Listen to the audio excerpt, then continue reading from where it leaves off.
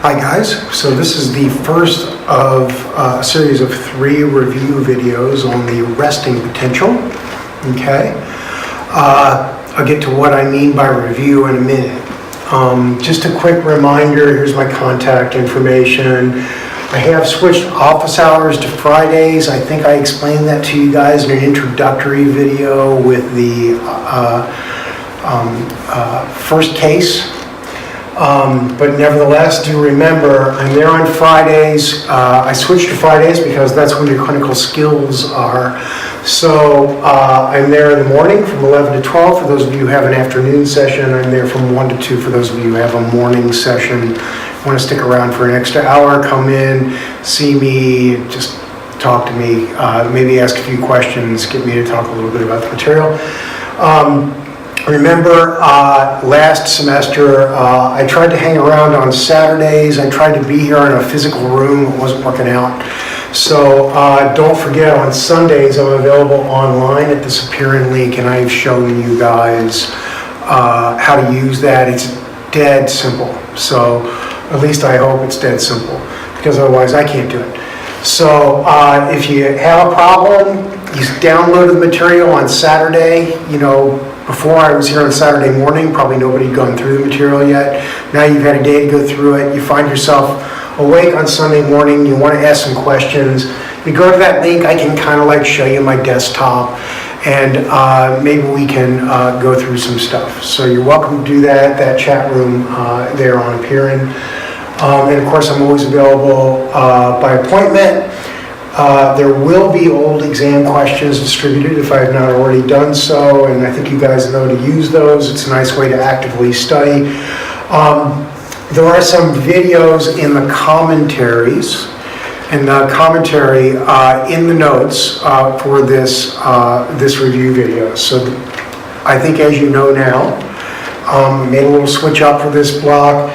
These notes are designed to go with the video, so that if you want, you can watch the video, follow along in the notes, and just make the occasional highlight or annotation here and there. If you don't want to do that, because the notes are kind of verbose, because I wanted them to stand alone as well, you don't have to do that. You can download the slides, you can watch me on the video, and just take notes, all right? And in those notes, there are commentaries, which are optional, which I will not talk about in the videos because they're optional, and they're just there FYI. I get asked about some of these things all the time, and sometimes it's nice to have something written down that you guys can go through if you're curious. There are some videos in 1 or 2 of those commentaries from like the Khan Academy. Those are optional. I will assume that you have not seen them, but if I have confused you in some way, they can often be helpful to get you back on track. They're not the kind of detail that we expect you to know the material, but they can often help out, or they can help out if you watch them before you do things like watching this video or reading through the notes, okay? And then you get a nice preview, a nice general preview of the content that's coming, then you can watch me babble. Okay, so I said the notes are designed to go with the video. You should be able to sit back and relax, just watch the video. Everything I've got is in the notes. But if you don't like that idea, you think my notes stink, you think they're too long, don't read them. Just watch the video, take notes on the slides. Everything's fine. It's all in the videos, it's all in the notes. You can read the notes and not watch the videos. You can watch the videos, not read the notes, you'll be fine. All right, so the choice is yours. You have a plethora of options here. What does the word review mean? Okay, so you guys know, we've had this lecture already. The notes are virtually identical to what I handed out in VFG, okay? I am not going to go through this content and generate questions from it. All right, I'm not going to flip open the notes. I'm not going to think about what I said in the videos. And I'm not going to start writing questions based strictly upon this content. You've been tested on it already, okay? But physiology is like a lot of other disciplines, and it builds. And the stuff in this block is no different. So I am going to assume that you know this content, okay? And if you don't think you know it, if you think you're weak in it, or if you don't think you can remember from 2 months ago when you had it, then watching me in this video or reading through the notes, just scanning through them could be helpful. Watching me at double time if you want. The double time button's over there, and YouTube, go for it, all right? I don't mind sound like Mickey Mouse, you guys know what I sound like.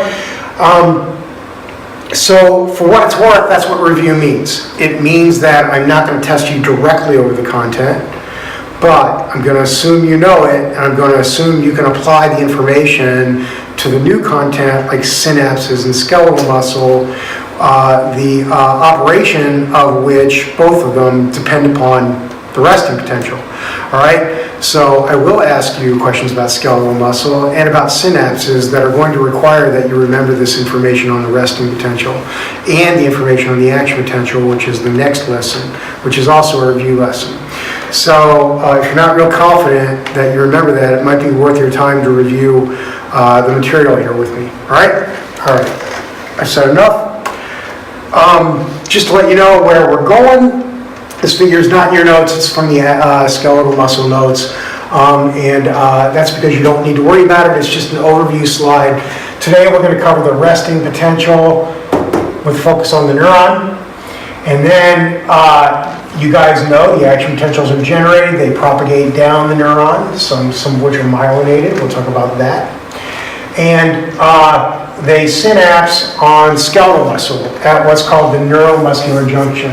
This is the prototypical synapse, this junction between nerve, where the action potential is propagating down, and the skeletal muscle, where that nerve is synapsed to, and the action potential comes down this nerve, it hits this nerve terminal, and in response to the depolarization, neurotransmitter is released into this cleft. It binds the sarcolemmal membrane of the skeletal muscle.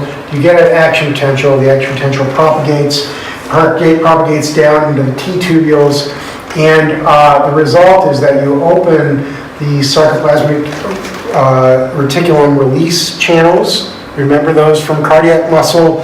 These are the same. They operate a little bit different. We'll talk about that in the skeletal muscle lesson. Calcium is released, you get contraction in response to that. So we're going to walk you through that process, starting again with a review of the resting potential, the action potential. We'll talk about synapses. You'll have this case. The next case, we'll talk about skeletal muscle and how it operates. All right? All right. So that's where we're going here. So you guys remember way back in HDHR, we talked about transport of substances across a membrane, and we concentrated upon non-charged substances. Well, now this resting potential lecture starts out with transport of charged substances, which is a little different, a little more complicated. So non-charged substances obey Fick's law, so do charged substances, but the problem is that we also have to account for the electrical forces on transport, and I'll explain what I mean by that in a moment.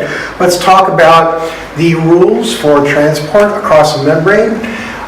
If it's uncharged and it's permeable to the membrane, eventually the concentration of the substance will be the same on both sides of the membrane. So if I have a high concentration of X on the outside, low concentration inside, if X is freely permeate to the membrane, it can move across the membrane. Eventually, X will move until those concentrations are equal. Rule number one, no problem, right? Rule number two, if you have impermeable solutes that are not actively transported, then eventually they will have the same concentration of both sides if you add them all up. Total impermeable on the outside, concentration of total impermeable on the inside will eventually be the same, and that's because water moves until it is the same. So the total concentration of substances, the osmolarity, eventually the osmolarity will be the same. And the reason is because water will move until it is the same, okay?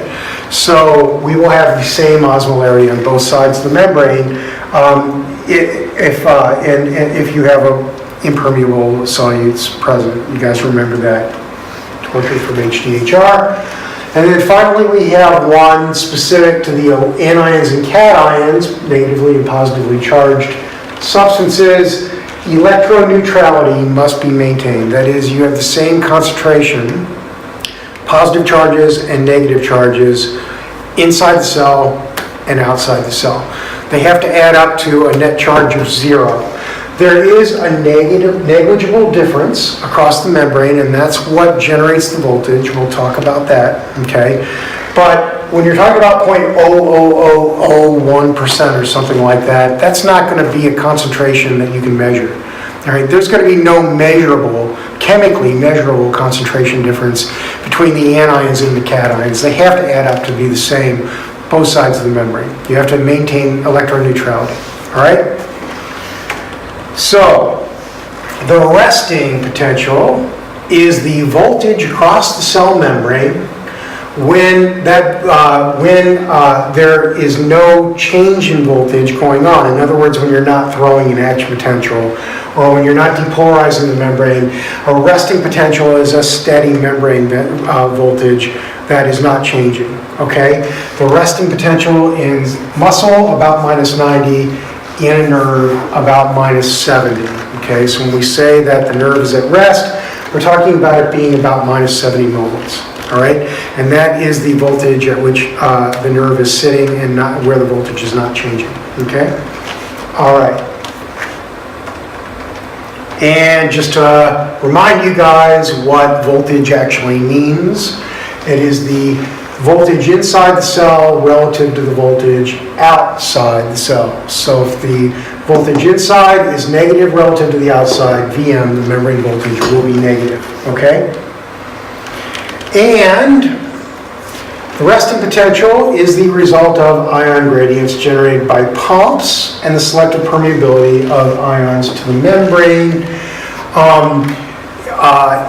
In other words, you have a certain number of open channels, you have a gradient for ions across the membrane, and the number of open channels, the permeability of the ion to the membrane, along with the magnitude of the concentration gradient for all the ions determines what the membrane voltage is. And in fact, you generate, as you know, if you remember, you generate an action potential when you change the membrane permeability. You open up a whole bunch of sodium channels, sodium flows across the membrane, and the membrane voltage migrates toward the equilibrium potential for sodium, which is about +60, okay? So you guys might remember that. If you don't, you're going to, because we're going to review it in this video, all right? And that's how you get an action potential, all right? But the resting potential, just another form of that.